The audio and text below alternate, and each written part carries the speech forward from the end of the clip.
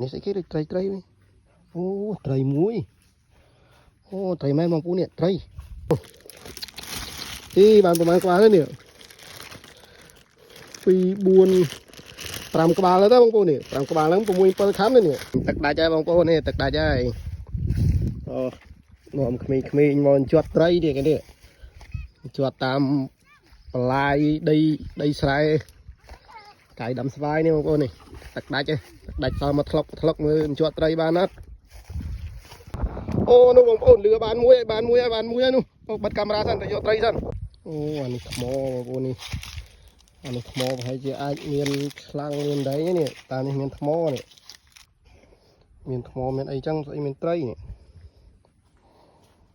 ចុយអានេះស្អីគេដូចត្រីអូត្រីមួយ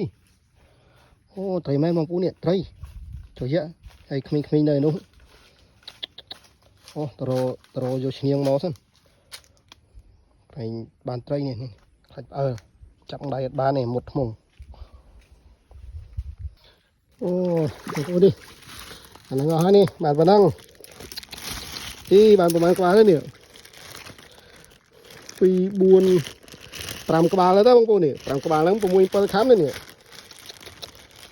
អូត្រីច្រើនណាស់សំណើគេអត់ទៅមើលឆក់កុំអីអស់លីង